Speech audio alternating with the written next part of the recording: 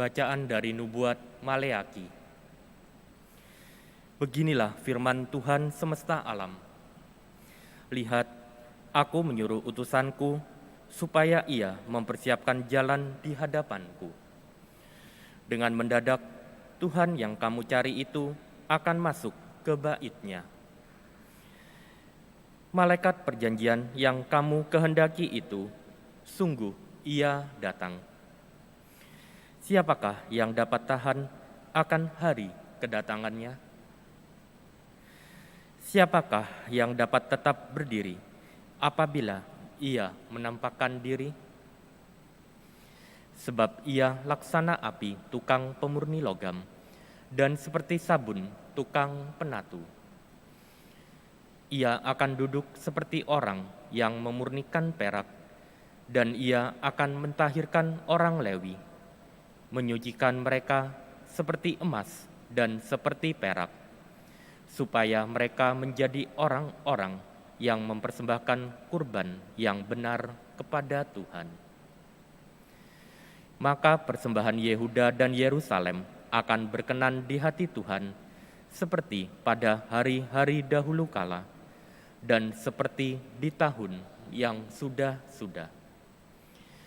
Sesungguhnya aku akan mengutus Nabi Elia kepadamu menjelang datangnya hari Tuhan yang besar dan dahsyat itu. Maka ia akan membuat hati para bapa berbalik kepada anak-anaknya dan hati anak-anak kepada bapanya, supaya jangan aku datang memukul bumi sehingga musnah. Demikianlah sabda Tuhan. Syukur kepada Allah. Bangkitlah dan angkatlah mukamu, sebab penyelamatanmu sudah dekat. Bangkitlah dan angkatlah mukamu, sebab penyelamatanmu sudah dekat. Beritahukanlah jalan-jalanmu kepadaku ya Tuhan, tunjukkanlah lorong-lorongmu kepadaku. Bawalah aku berjalan dalam kebenaran-Mu dan ajarlah aku, sebab Engkaulah Allah yang menyelamatkan daku. Bangkitlah dan angkatlah mukamu, sebab penyelamatanmu sudah dekat. Tuhan itu baik dan benar, sebab itu Ia menunjukkan jalan kepada orang yang sesat. Ia membimbing orang-orang yang rendah hati menurut hukum dan mengajarkan jalannya kepada orang-orang yang bersahaja. Bangkitlah dan angkatlah mukamu, sebab penyelamatanmu sudah dekat. Segala jalan Tuhan adalah kasih setia dan kebenaran bagi orang yang berpegang pada perjanjian dan peringatan-peringatannya. Tuhan bergaul karib dengan orang yang takwa padanya, dan perjanjiannya Ia beritahukan kepada mereka. Bangkitlah dan angkatlah mukamu, sebab penyelamatanmu sudah dekat. Haleluya, haleluya, haleluya, haleluya, haleluya, haleluya. Oh Tuhan, Raja segala bangsa dan batu penjuru gereja, datanglah dan selamatkanlah umat-Mu. Alleluia, alleluia, alleluia. Tuhan bersamamu. Dan bersama rohmu, Inilah Injil suci menurut Lukas. dimuliakanlah Tuhan.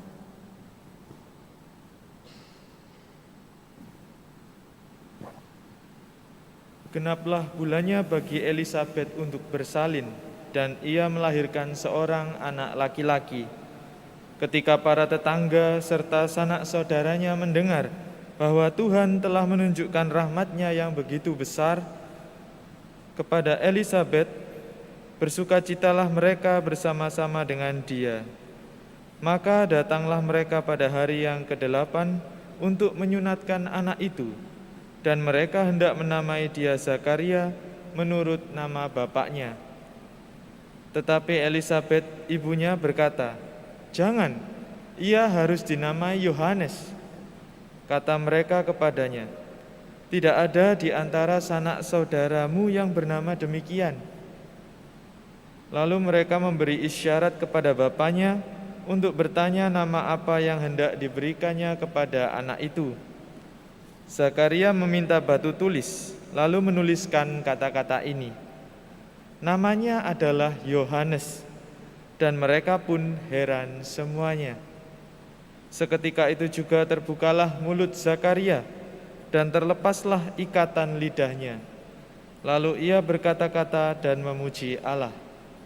Maka ketakutanlah semua orang yang tinggal di sekitarnya, dan segala peristiwa itu menjadi buah tutur di seluruh pegunungan Yudea.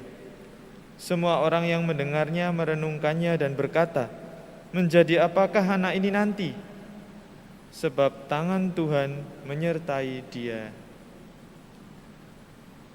Demikianlah sabda Tuhan. Terpujilah Kristus.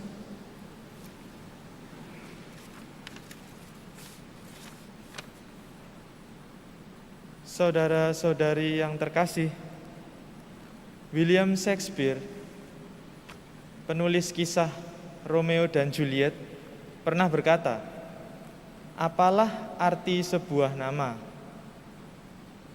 Tetapi bagi Israel kuno, nama bukanlah sesuatu yang tidak berarti.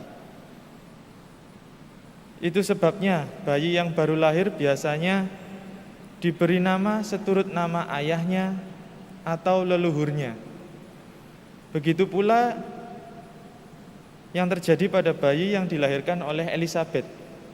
Sesuai kebiasaan, bayi itu akan diberi nama sesuai dengan nama ayahnya, Zakaria. Tetapi Elisabet malah ingin memberi nama Yohanes. Orang banyak memang menentang hal itu.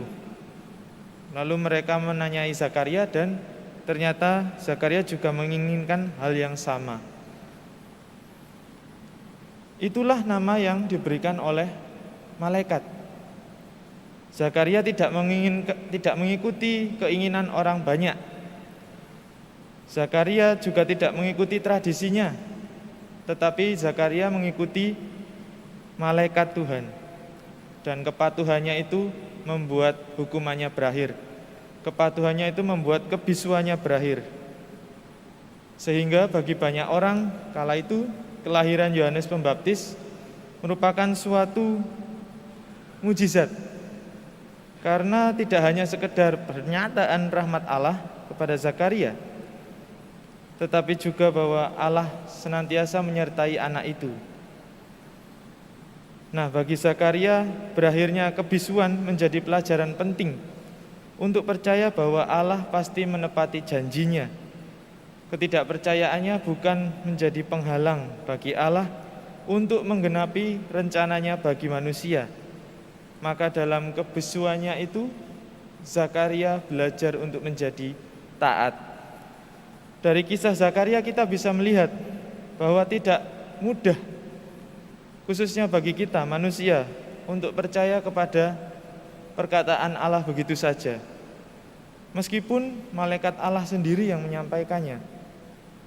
Karena banyak hal yang bertentangan, banyak hal yang tidak kita inginkan datang. Banyak kesengsaraan, banyak krisis yang menghampiri kita. Tetapi Allah senantiasa berkata bahwa kita akan selamat. Benarkah demikian? Padahal sesungguhnya Allah sangat-sangat tidak menginginkan dan tidak berkenan atas ketidakpercayaan manusia, sehingga manusia pun bisa dihukum karenanya. Maka dengan mengingat bahwa Allah tidak pernah melupakan janjinya, marilah kita belajar mempercayai janji Allah. Natal sudah dekat dan keselamatan juga sudah dekat. Maka Allah sangat berkenan bagi orang yang bertobat dan menyambut kelahiran putranya dengan gembira. Jangan kira bahwa keterbatasan atau kelemahan kita merupakan penghalang bagi Allah untuk melaksanakan karyanya. Kita ini sudah ditebus oleh Tuhan Yesus, dan kita seharusnya juga percaya bahwa Dia berkuasa dan sanggup melakukan segala sesuatu demi keselamatan kita. Maka yang penting adalah janganlah pernah meragukan janji Allah. Berkat Allah menyertai kita sekalian.